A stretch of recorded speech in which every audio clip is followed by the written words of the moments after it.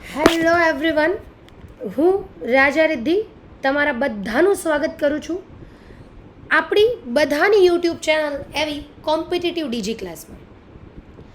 આજથી એટલે કે 3જી તારીખથી આપણે લોકો શરૂ કરવા જઈ રહ્યા છીએ એક સરસ મજાનો લેક્ચર, અને એ લેક્ચર છે એટલે આપણો કાયદો.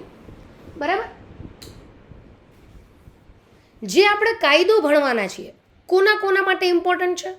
તો કે ગુજરાત સરકારની, બરાબર, જે પોલીસની ભરતી આવે છે, એ પોલીસની ભરતી લેવાય છે, તમામે તમામમાં આ કાયદો ઉપયોગી છે. તો શરૂઆત કરીએ. જે લોકો મને નથી ઓળખતા એ લોકો ખાસ, મારું નામ રાજા રિદ્ધિ છે અને છેલ્લા ઘણા બધા વર્ષોથી આ ફિલ્ડ સાથે જોડાયેલી છું.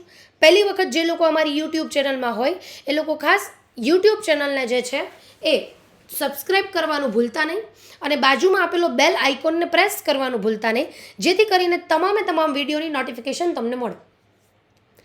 આપણે જે છે કાયદો ભણી રહ્યા છીએ, જે તમને પોલીસ કોન્સ્ટેબલમાં કામ આવશે, એએસઆઈ પીએસઆઈની એક્ઝામમાં કામ આવશે. કયા કયા કાયદાઓ પૂછાય છે? એક બંધારણ સર્વસ્વ છે, હંમેશા પૂછાઈને પૂછાય છે. બરાબર, બંધારણ વિશે એવો છે કે એ તો પૂછાય જ. ટોટલ જ્યારે આપણે એક્ઝામ આપવા જઈએ ત્યારે આપણને 9 કાયદાઓ પૂછાય છે. એવું કહેવામાં આવે છે કે આપણે 9 કાયદાઓની પરીક્ષા આપીએ છીએ.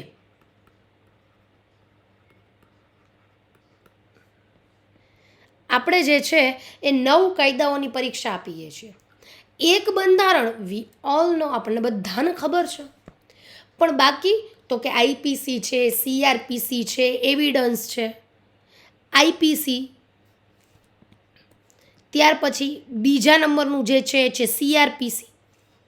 હવે જુઓ, એક મહત્વની વાત આપણે એ કરવાની થાય,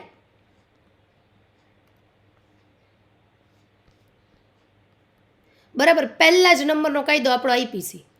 બંધારણ તો છે જો, એને તો અહીંયા બધાની ઉપર રાખવાનું.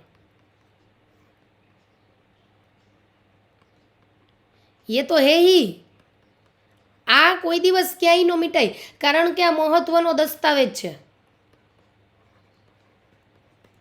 અને મૂળભૂત દસ્તાવેજ છે પાછો. બરાબર, પણ એના સિવાયના કાયદા તો કે ભાઈ આઈપીસી, જેમાં વાત કરવામાં આવેલી છે શેની? તો કે યસ ભાઈ, જ્યારે કોઈ પણ વ્યક્તિ દ્વારા કંઈ પણ ગુનો કરવામાં આવે તો એ ગુનો અને એના માટે કઈ સજા, એની વાત આઈપીસીમાં કરેલી છે. તો સીઆરપીસી એ બીજા નંબરનો કાયદો છે ભાઈ, જેને કહેવાય છે ફોજદારી કાર્ય રીતિ અધિનિયમો. એટલે કે કોઈ વ્યક્તિએ ગુનો કરી નાખ્યો હોય, એને સજા આપવાની આપણને ખબર પડી ગઈ, કેટલા વર્ષની સજા આપવાની પણ ખબર પડી ગઈ, તો પ્રક્રિયા શું વચ્ચેની, બરાબર, તો આ પ્રક્રિયા દર્શાવે છે.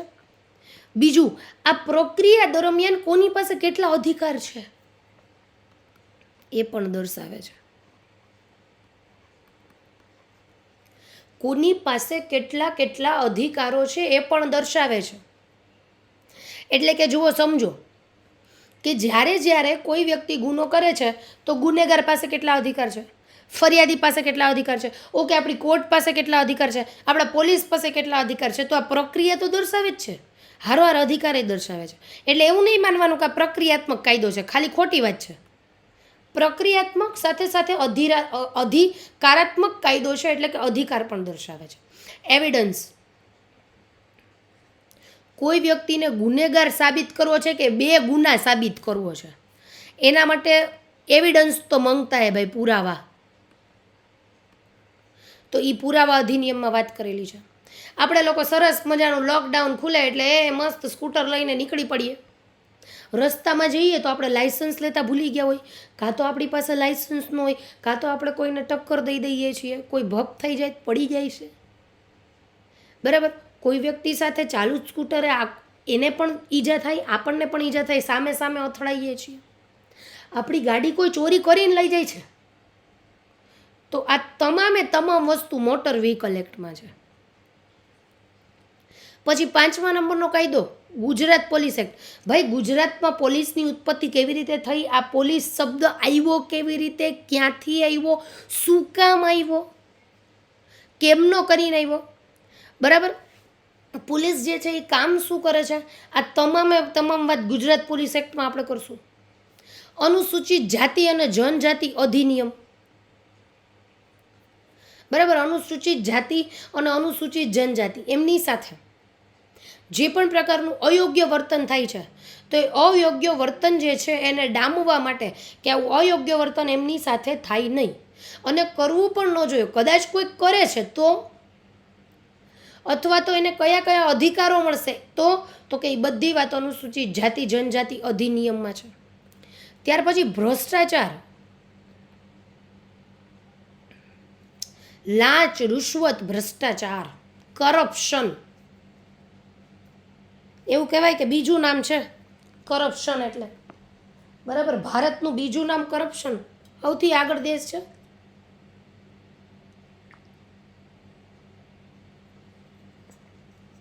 તો આ ભ્રષ્ટાચાર નિવારણ અધિનિયમ કે કોઈ વ્યક્તિ જે છે ભાઈ એ ભ્રષ્ટાચાર કરે છે, લાંચ લે છે, રિશ્વત લે છે, તો એની સાથે કયા પ્રકારનો બિહેવિયર થાય, એને કયા પ્રકારની સજા આપવામાં આવે એના વિશે વાત કરશું. નશાબંધી અધિનિયમ, ભાઈ ગુજરાત ડ્રાય સ્ટેટ છે હો, એટલે જ સૌથી વધારે અહીંયા વેચાય છે, એ વાત અલગ છે. પણ એના માટેનો અધિનિયમ છે, ગુજરાત નશાબંધી અધિનિયમ છે કે ભાઈ નશો જે છે એ અહીંયા ગુજરાતમાં કરવો એલાઉડ નથી.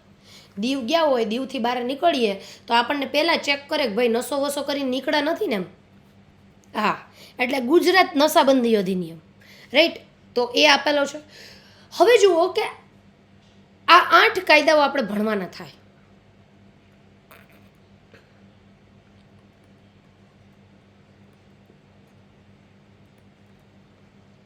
તો 8 કાયદાઓ આપણે ભણવા જ ભેગા થયા છીએ. 9મું મેડમ બંધારણ, હા એ પણ કરાવી દઈશ, થોડીક ધીરેજ રાખજો.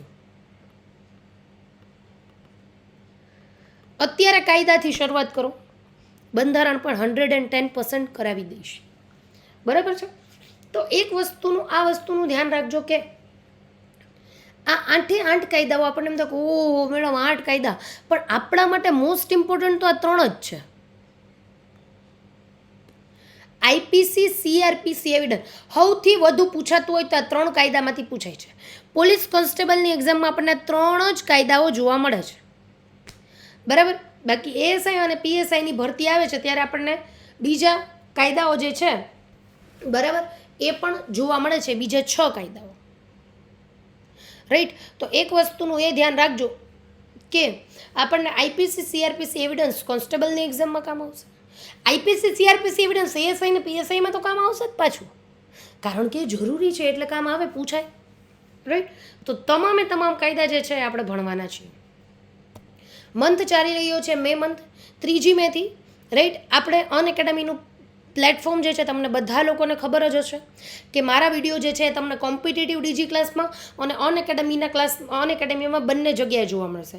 જે લોકોએ હજુ પણ અનએકેડમીની એપ ડાઉનલોડ નથી કરેલી એ લોકો આજે જ પ્લે સ્ટોરમાં જઈ અનએકેડમીની લર્નિંગ એપ ડાઉનલોડ કરજો. ત્યાં આપણને 2 પ્રકારના ક્લાસ જોવા મળે છે, એક સ્પેશિયલ ક્લાસ ને એક પ્લસ ક્લાસ. સ્પેશિયલ ક્લાસ તમામ લોકો માટે ફ્રી હોય છે, જોઈ શકે છે. પ્લસ ક્લાસ જે લોકોએ પ્લસનું સબસ્ક્રિપ્શન લીધું છે એ લોકો જોઈ શકશે. તો અમેઝિંગ ફેક્ટ જે છે ગુજરાતના, રાઈટ, એ 3જી મેથી આપણે શરૂ કર્યો છે 6 વાગે, તો ખાસ એ લેક્ચરમાં પણ આવી જજો. અને પ્લસમાં આપણે ગુજરાતી ગ્રામર શરૂ કરવાના છીએ. જો તમારે પ્લસમાં જોડાવવું હોય તો એક રેફરલ કોડ રિદ્ધિરાજા ખાસ યાદ રાખજો. અત્યારે આપણી વીકેન્ડ બેચ ચાલે છે અનએકેડમીના પ્લસ પ્લેટફોર્મમાં પોલિટીની, તો એમાં પણ ખાસ આવી જજો. મારો પ્લસનો ટાઈમ ફિક્સ જ છે, 1 વાગ્યાનો હોય. અને ફરી એક વખત ગુજરાતના તમામ જિલ્લાની સફરે આપણે નીકળ્યા છીએ. કચ્છ સૌરાષ્ટ્ર કમ્પ્લીટ કરી લીધું છે અને ફરીથી એક વખત આપણે ગુજરાતના જિલ્લાની સફરે નીકળ્યા, તળ ગુજરાતની.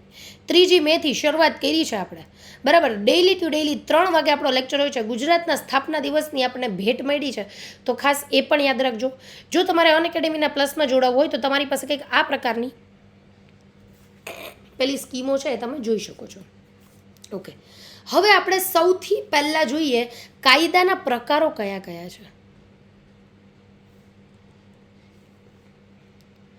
આપણા માટે અતિ મહત્વનું એવું કે કાયદાના પ્રકારો, આપણે જેટલા કાયદાઓ જોયા તો ભારત દેશ પાસે, ભારતમાં કાયદાના કેટલા પ્રકારો છે, તો યાદ રાખજો ભારત દેશમાં કાયદાના 2 પ્રકારો છે. There is a 2 types of law in India.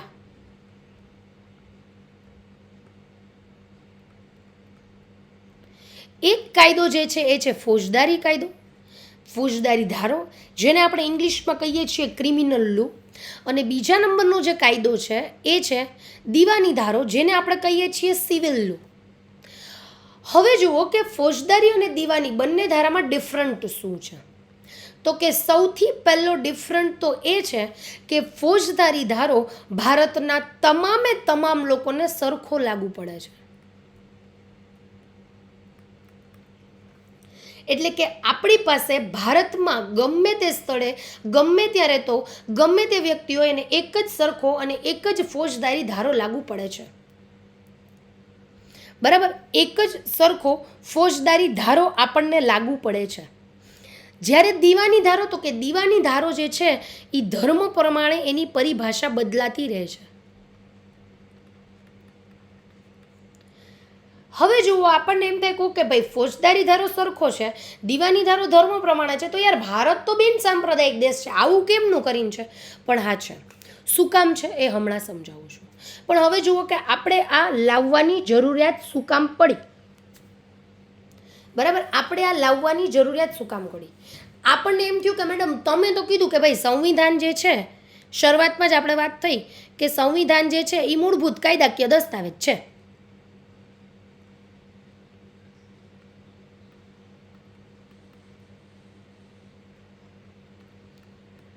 તો પછી આવો કાયદા, આટલા બધા બીજા કાયદાઓ લાવવાની જરૂર શું હતી?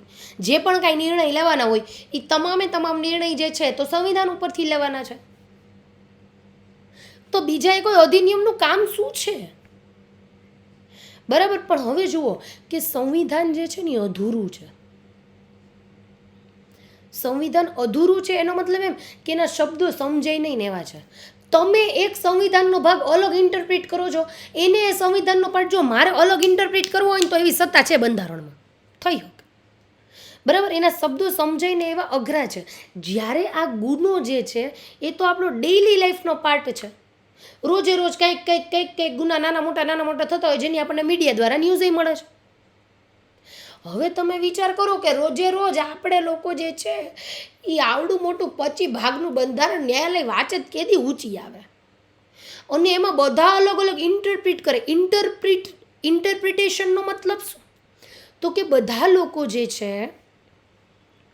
એની અલગ અલગ વ્યાખ્યા કરે. એનું શું કરવાનું? બધા લોકો અલગ અલગ કહે તો આ તો અઘરું પડી જાય સાલું. એટલા માટે આપણે એવું નક્કી કર્યું કે આપણે બે પ્રકારના કાયદાઓ લઈ આવશું, એક ફોજદારી અને એક દીવાની ધારો, જેનાથી પીડિતને ન્યાય થાય અને જે ખોટા લોકો છે એને સજા થાય. તો એટલા માટે આપણે બે પ્રકારના કાયદા લેવા, ફોજદારી અને દીવાની ધારો. હવે સમજો કે ફોજદારી અને દીવાની ધારો શું છે.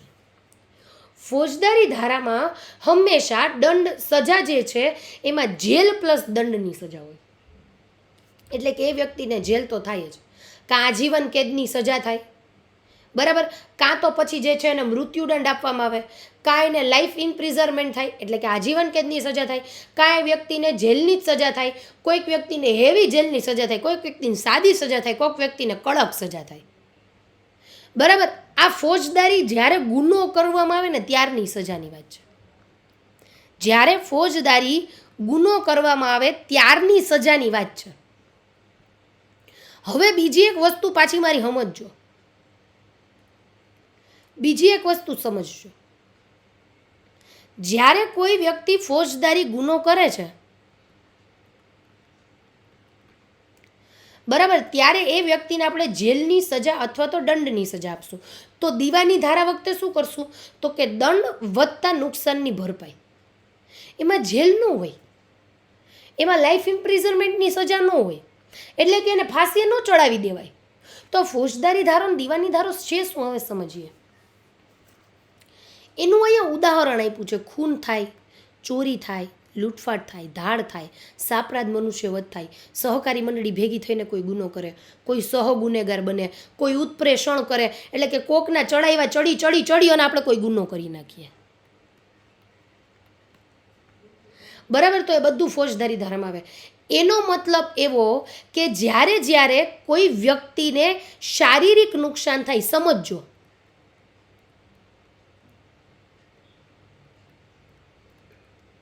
એને આપણે ફોજદારી ગુનો કહેશું. યસ, પરફેક્ટ, હા સમજાઈ ગયું. દીવાની ધારાનું ઉદાહરણ જુઓ, જમીનને લગતા, બરાબર, જમીનને લગતા જે પણ કોઈ ગુના છે એ દીવાની ધારામાં આવે. એટલે કે જ્યારે કોઈ પણ પ્રકારનું પ્રોપર્ટીને નુકસાન થાય છે ત્યારે દીવાની ધારો આવે. એટલે કે વ્યક્તિની પ્રોપર્ટીને નુકસાન થાય છે, ખુદ વ્યક્તિગત નુકસાન નથી થતું. એટલે જ હમણાં જો કોરોનાનો સમય હતો અને ચૂંટણી કરી તો મદ્રાસ હાઈકોર્ટે શું કીધું, આ લોકો ઉપર મનુષ્યવધની સજા થવી જોઈએ. એટલે મનુષ્યવધની સજા એટલે કયો ગુનો લાગુ પડે? હા, ફોજદારી ધારો. આવું આપણને ખબર પડવી જોઈએ.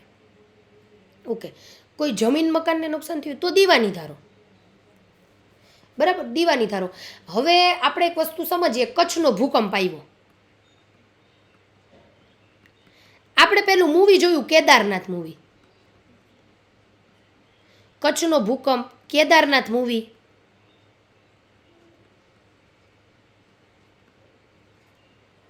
બરાબર. હવે સમજો, કચ્છનો ભૂકંપ આવ્યો, રાઈટ, એમાં નુકસાન કોને થયું? તો કે જમીન મકાનને નુકસાન થયું અને હારોહાર જાનમાલનું નુકસાન થયું.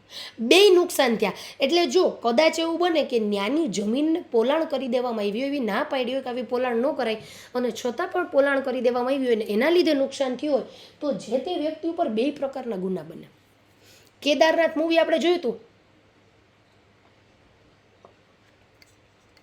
એ મૂવીમાં ના પાડી હતી કે ભાઈ ઉપર આટલી બધી હોટલો ન બનાવો. આપણી વાતી એને સહન ન કરી શકે, એ ભાંગીને ભૂકો થઈ જાય, તોય છતાંય બનાવ્યું. તો કોઈ વ્યક્તિ પર ગુનો કરવો હોય તો કયા પ્રકારનો ગુનો થાય? બે પ્રકારનો ગુનો થાય. જમીનને નુકસાન કર્યું અને જાનમાલની હાનિ કરી.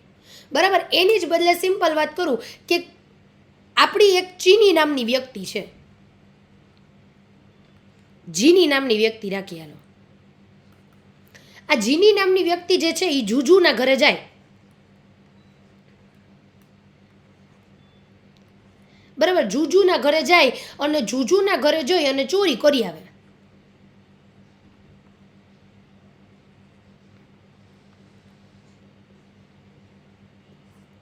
એને ઘર જઈને ચોરી કરી આવે. બરાબર. તો આ જે ચોરી કરી છે એનાથી જુજુને નુકસાન થયું, કારણ કે એની વ્યક્તિગત તકલીફ પડી. હવે ચોરી કરવા જીની ગયો તો જુજુ ઉઠી ગઈ, જુજુને એક ફડાકો માર્યો જીનીએ.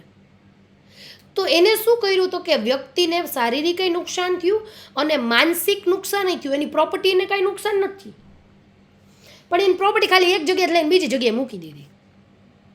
રાઈટ. તો આ ફોજદારી ગુનો છે, દીવાની ધારો છે. ઓકે, જ્યારે ફોજદારી ગુનો કરવામાં આવે છે ત્યારે કેસ જે છે ને ઓબ્વિયસલી સરકાર દ્વારા, ઓલવેઝ સરકાર દ્વારા કરવામાં આવે. ઓલવેઝ. શું કામ સરકાર દ્વારા કરવામાં આવે? કારણ કે આ સોસાયટીને અસર કરે, લોકોને અસર કરે છે. એક જગ્યાએ ચોરી થાય ને તો આજુબાજુવાળા લોકો ફફડી જાય. હો, એક જગ્યાએ ખૂન થાય ને તો આજુબાજુવાળાને તકલીફ પડે. તો આમાં હંમેશા કેસ જે છે એ સરકાર દ્વારા કરવામાં આવે. અને આમાં દીવાની ધારામાં તો કે ખાનગી વ્યક્તિ દ્વારા કેસ કરવામાં આવે. શું કામ ખાનગી વ્યક્તિ દ્વારા કરવામાં આવે? કારણ કે ઇન્ડિવિજ્યુઅલ વ્યક્તિ જે છે, બરાબર, ઇન્ડિવિજ્યુઅલ વ્યક્તિને આ વસ્તુ લાગુ પડે છે. ફોર એક્ઝામ્પલ, મારી સાથે મારી કોઈ પ્રોપર્ટીમાં ફ્રોડ થયું, બરાબર, તો આજુબાજુવાળા લોકોને ચિંતા ન થાય, કારણ કે એને ખબર હોય કે ભાઈ અમારી આ સેફ સાઇટ છે.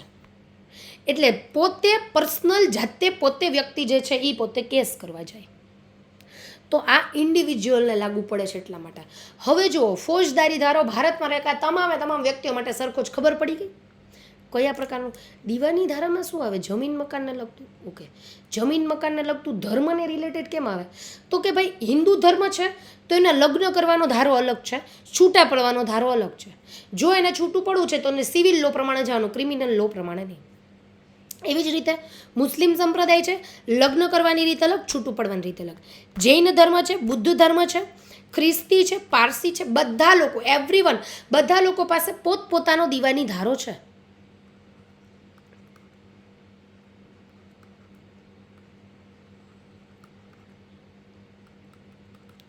બરાબર, પોતાનો પર્સનલ દીવાની ધારો છે, બધા લોકો પાસે છે.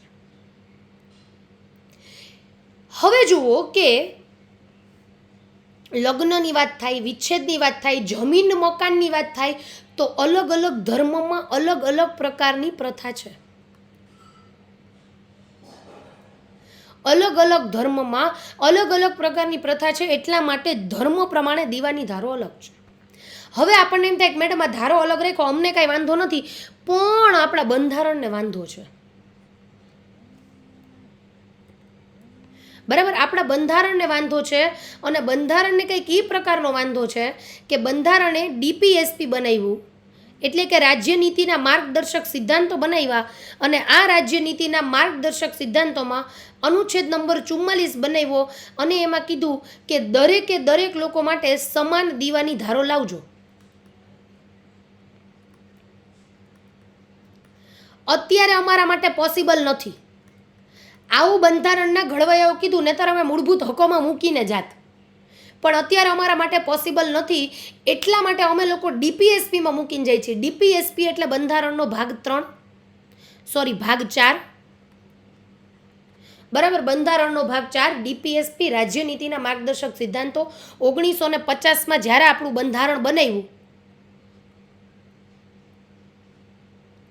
બરાબર, એ સમયે જે વસ્તુ લાગુ કરવા માટે બંધારણ સભા પાસે એવી સત્તા નહોતી એવું નહોતું, પણ એ લોકોની કેપેસિટી એવી નહોતી. કારણ કે ઘણા બધા બીજા પડકારો હતા આપણી સામે. બરાબર, ઘણા બધા બીજા પડકારો આપણી સામે હતા, અને એ પડકારોને પૂરા કરવા જરૂરી હતા. એટલા માટે ડીપીએસપીમાં લખ્યું રાજ્ય નીતિના માર્ગદર્શક સિદ્ધાંતો શું છે, અમે પૂરું નથી કરી શક્યા, અમારી પાસે કેપેસિટી નહોતી, તમે પૂરું કરજો. એટલે એના અનુચ્છેદ નંબર 44માં લખ્યું છે કે ફોજદારી ધારો તો અમે સરખો બનાવીને ગયા છીએ, દીવાની ધારો સરખો બનાવવાની જવાબદારી જે તે સરકાર આવે એની છે. સમાન દીવાની ધારો લાવજો, જેથી કરી અને આખા ભારતમાં એકતા જળવાઈ રહે. કોઈ દિવસ આના નામે પણ ઝઘડા થાય નહીં. તો આ ફોજદારી ધારો અને દીવાની ધારો બે વસ્તુ વચ્ચેનો આપણે સરસ મજાનો એવો તફાવત સમજો. બરાબર, બંને વસ્તુ વચ્ચેનો આપણે તફાવત જે છે એ સરખો સમજો. તો આજના દિવસમાં આપણો સરસ મજાનો એવો ટોપિક, અને એ ટોપિક હતો ફોજદારી ધારો અને દીવાની ધારો. આ બંને વચ્ચે જે છે એ એક ફરક. બરાબર, અહીંયાથી આપણે એક અતિ મહત્વની વસ્તુ શું યાદ રાખવાની, તો કે હા મેડમ, અતિ મહત્વની વસ્તુ એ યાદ રાખવાની કે અમુક કેસ જે છે ને એમાં બંને પ્રકારના ગુનાઓ લાગુ પડે, જેનું આપણે એક્ઝામ્પલ જોયું. હું તમને એક એક્ઝામ્પલ આપું કે ચાઇલ્ડહુડ સેક્સ્યુઅલ એબ્યુઝ, એટલે નાના બાળકો સાથે જે કેસ થાય છે સેક્સ્યુઅલ એબ્યુઝના, એટલે કે નાની બાળકી સાથે બળાત્કાર થાય. બરાબર, તો એમાં બંને પ્રકારના ધારા લાગુ પડે. ફોજદારી ધારોય લાગુ પડે, દીવાની ધારોય લાગુ પડે, અને એમાં બંને પ્રકારે પાછી સજાઈ આપે. બરાબર, બંને પ્રકારે એમાં પાછી સજાઈ આપવામાં આવે. એવું નહીં ખાલી ને ખાલી એવું જ છે નામ રાખવા પૂરતું. બંને પ્રકારે જે છે એ સજા પણ આમાં આપવામાં આવશે. રાઈટ, આમાં પનિશમેન્ટ પણ બંને પ્રકારની આપવામાં આવશે. શેમાં, તો કે ચાઇલ્ડહુડ સેક્સ્યુઅલ એબ્યુઝ છે એમાં. ફોર એન એક્ઝામ્પલ આપણે આમાં કહીએ કે આપણને ખબર છે આસારામ બાપુનો કેસ, આપણે આના ઉપરની સિરિયલ જોઈ, વેબ સિરીઝ જોઈએ છે. બરાબર, જપનામ વેબ સિરીઝ જોઈએ છે.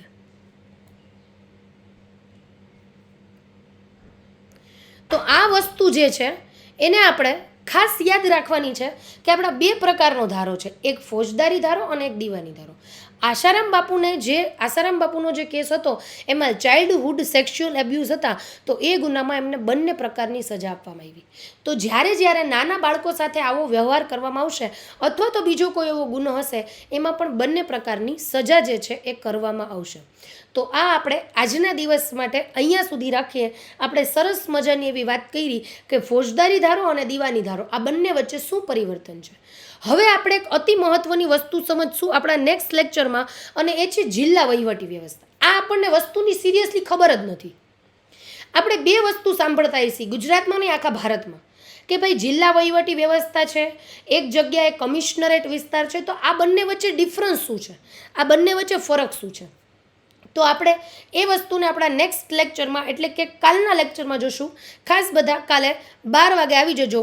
તો મળીએ છીએ કાલે. આજના લેક્ચરની ઇન્ફોર્મેશનને ખાસ એક જગ્યાએ લખીને રાખજો, કારણ કે આપણા માટે અતિ મહત્વની છે કે what is the basic difference between criminal law and civil law. તો મળીએ છીએ ફરીથી પાછા કાલે.